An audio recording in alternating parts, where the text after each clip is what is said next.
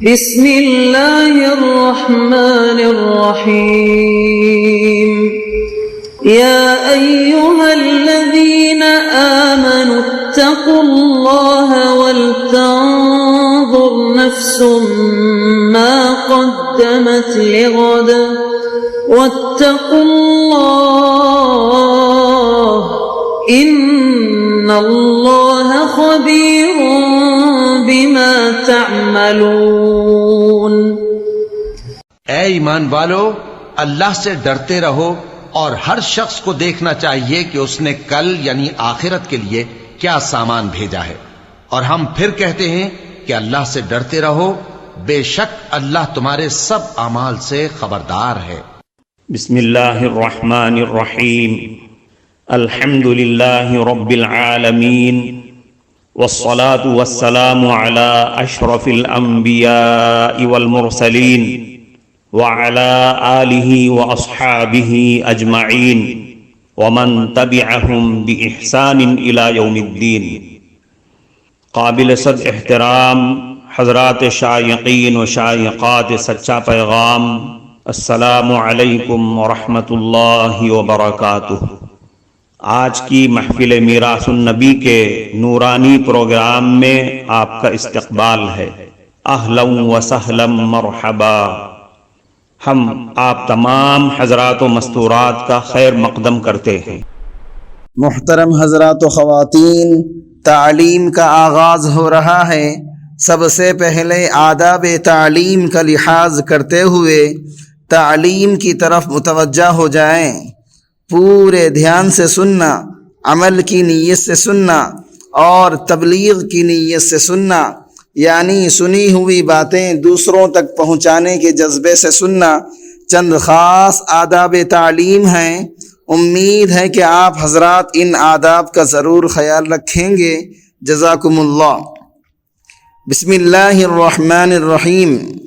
عفت مآب، پیاری ماؤں اور بہنوں، آج کی اس بابرکت محفل میں میاں بیوی کے تعلقات سے متعلق کچھ باتیں قرآن و حدیث کی روشنی میں پیش کرنا چاہتا ہوں۔ اسلام کا عورت پر بہت بڑا احسان ہے کہ عورتوں کو مردوں کے مانند حقوق سے نوازا، ورنہ اسلام سے پہلے عورتوں کا کوئی مقام اور مرتبہ نہیں تھا، سوسائٹی اور معاشرے میں اس کی کوئی حیثیت نہیں تھی۔ مردوں کو تاکیدی حکم دیا گیا کہ عورتوں کے ساتھ اچھا سلوک کرو۔ ایک دوسرے موقع پر عورت اور مرد کو ایک دوسرے کا لباس قرار دیتے ہوئے ارشاد فرمایا گیا، ہن لباس لکم وانتم لباس لہن۔ وہ عورتیں تمہاری پوشاک ہیں، تمہاری لباس ہیں، اور تم ان کی پوشاک ہو، تم ان کی لباس ہو۔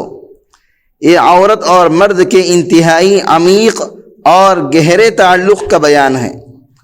علامہ شبیر احمد عثمانی رحمۃ اللہ علیہ لکھتے ہیں کہ لباس اور پوشاک سے غرض اتصال اور اختلاط ہے، یعنی جس طرح بدن سے کپڑے لگے اور ملے ہوتے ہیں، اسی طرح مرد اور عورت آپس میں ملتے ہیں۔ جب قرآن مجید نے عورت کو مرد کا اور مرد کو عورت کا لباس قرار دیا ہے تو اس کا تقاضا یہ ہے کہ جس طرح لباس اور پوشاک عیبوں کو چھپاتے ہیں، اسی طرح اگر شوہر کے بدن میں کوئی عیب ہو تو عورت اس کو چھپائے اور ہرگز کسی سے اس کا راز افشا نہ کرے، اس کا راز کسی کے سامنے بیان نہ کرے۔ اسی طرح مرد کو عورت کے عیوب کو مخفی اور پوشیدہ رکھنا چاہیے۔ حدیث میں آتا ہے، ام سلمہ رضی اللہ عنہا سے روایت ہے، وہ فرماتی ہیں کہ رسول اکرم صلی اللہ علیہ وسلم نے ارشاد فرمایا، جس عورت کا انتقال اس حال میں ہو کہ اس کا شوہر اس سے راضی ہے تو وہ عورت جنت میں داخل ہو جائے گی۔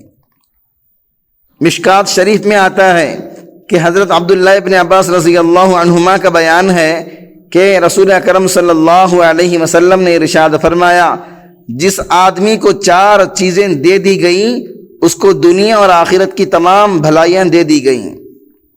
نمبر 1، دل جو شکر کرنے والا ہو۔ نمبر 2، وہ زبان جو اللہ تعالیٰ کو یاد کرنے والی ہو۔ نمبر 3، وہ بدن جو مصیبتیں اور مصائب کو برداشت کرنے والا ہو۔ نمبر 4، وہ بیوی جو اللہ کے خوف سے اپنی عزت اور آبرو اور شوہر کے مال کے معاملے میں شوہر کی نافرمانی سے بچنے والی ہو۔ جس خدا ترس بیوی کو یہ احساس ہو کہ وہ خدا کے نام سے کسی ایک کے حوالے ہو چکی ہے اور اب اس کی خوشیاں، خوشحالیاں، عیش و سکون اور روشن مستقبل سب کچھ اپنے شوہر ہی سے وابستہ ہے، وہ نہ کبھی شوہر کے مال میں خیانت کر سکتی ہے اور نہ کبھی اپنے پیار و محبت کے جذبات میں۔ خیانت کرنا تو بہت دور کی بات ہے، اس کو تو خیانت کے تصور سے بھی گھن آئے گی۔ کوئی بھی آدمی اس چیز میں خیانت نہیں کر سکتا جس سے اس کا ذاتی مفاد اور فائدہ وابستہ ہے، اور شوہر کے مال میں خیانت در حقیقت اس سے عورت کا اپنا ذاتی نقصان اور خسارہ ہے۔ حضرت تھانوی رحمۃ اللہ علیہ فرماتے ہیں کہ ایک عورت کے دل میں شوہر کے پیسے کا درد ہونا چاہیے۔ شوہر کا پیسہ غلط جگہ میں استعمال نہ ہو، فضول خرچی نہ ہو، یہ چیز عورت کے فرائض میں داخل ہے۔ ایسا نہ ہو کہ گھر کی نوکرانیوں کو چھوڑ دیا جائے کہ وہ جس طرح چاہیں گھر کا مال خرچ کر دیں۔ اگر کوئی عورت ایسا کرتی ہے تو یہ قانونی فرائض کے خلاف کر رہی ہے۔ جب عورت کو اپنے گھر کے سامان کی حفاظت کی فکر ہوتی ہے تو اس سے خوشگوار اور آرام دہ ماحول پیدا ہوتا ہے، اور خوشحالی اور مسرتوں کی بے خزاں بہاریں اسی گھر میں آتی ہیں جہاں سب کچھ مہیا کرنے سے کہیں زیادہ حفاظت کرنے والی کو گھر کی چیزوں کا درد ہو اور شوہر اس کی فکر سے آزاد ہو، پوری یکسوئی کے ساتھ اپنے حصے کے فرائض پورے کرنے میں سکون محسوس کر رہا ہو۔ شادی کے بعد جو عورتیں شوہر کے گھر کو اپنا اصلی گھر نہیں سمجھتی اور اپنی ساری دلچسپیاں بدستور ماں باپ کے گھر سے وابستہ رکھتی ہیں، وہ انتہائی نادان اور ناسمجھ ہیں۔ شادی کے بعد جو نیا گھر اس نئے جوڑے کے وجود سے آباد ہوا ہے، اسی کو بنانا اور اس کا مال اور متاع اس کی رونق بڑھانے میں لگانا ہی عقل مندی اور دانائی ہے۔ محترم ناظرین کرام، اس دینی اور ایمانی بیان کو سننے کے دوران ہی اس کو لائک کر دیجئے اور شیئر بھی کر دیجئے تاکہ دوسرے بھی اس سے فائدہ اٹھا سکیں۔ اللہ آپ کو جزائے خیر عطا فرمائے۔ حضرت معاویہ رضی اللہ عنہ ابن حیدہ رضی اللہ عنہ کا بیان ہے، وہ فرماتے ہیں میں نے رسول اکرم صلی اللہ علیہ وسلم سے پوچھا ہم میں سے کسی شوہر پر اس کی بیوی کا کیا حق ہے؟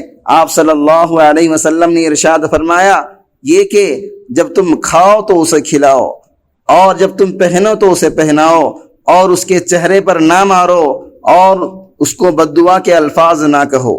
یاد رکھیے، کھانا کپڑا بیوی کا حق ہے، اور اس حق کو ادا کرنے کے لیے دوڑ دھوپ کرنا شوہر کا خوشگوار فریضہ ہے۔ عورت نے گھر کی دیکھ بھال، شوہر کی خدمت، بچوں کی پرورش اور نگرانی کی غیر معمولی ذمہ داریاں سنبھال کر بالکل قدرتی انداز میں شوہر پر اپنا یہ حق قائم کر دیا ہے کہ وہ اس کی ضروریات مہیا کرے اور اس کے ذہن اور دماغ کو اس فکر سے آزاد رکھے اور اس کی بے مثال رفاقت سے آزاد رکھے اور اس کی بے مثال رفاقت اور خدمات کی قدر کرتے ہوئے اس کو وہی کھلائے جو خود کھائے اور وہی پہنائے جو خود پہنے، بلکہ اپنے سے اچھا کھلائے پہنائے، خوشی محسوس کرے۔ جب عورت کا دل خوش ہوگا تو ساری ذمہ داریاں اچھے طریقے سے انجام دی جائیں گی۔ نبی کریم صلی اللہ علیہ وسلم نے فرمایا تم میں سے سب سے زیادہ باعزت وہ مومن ہے جو تم میں سب سے زیادہ اچھے اخلاق والا ہو اور تم میں بیوی کے ساتھ بہت زیادہ لطف اور مدارات اور ہمدردی کرنے والا ہو۔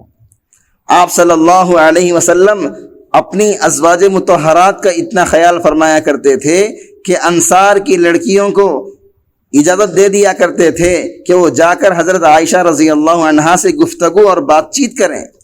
مرد اور عورت کا ایک اٹوٹ رشتہ ہوتا ہے اور اس کو ہمیشہ باقی رکھنا اور بڑھانا میاں بیوی کا اختیاری معاملہ ہے، اور زوجین کے تعلقات کو خوشگوار رکھنے اور گھریلو مسرتوں کو بڑھانے میں اس بات کو بڑا دخل ہے کہ شوہر کو بیوی پر پورا پورا بھروسہ ہو اور وہ اپنا گھر بار، مال اور دولت سب کچھ اس کے ہاتھ میں دے کر مطمئن رہے کہ بیوی اس کے مال کو اسی کے گھر کی رونق بڑھانے اور اس کی عزت بنانے اور اس کے بچوں کا مستقبل سنوارنے میں حکمت اور کفایت کے ساتھ خرچ کرے گی، اور شوہر کے گھر بار کو اپنی دلچسپیوں اور آرزوؤں کا مرکز بنا کر اس کی نگرانی، ترقی اور سدھار میں جی جان سے لگی رہے گی۔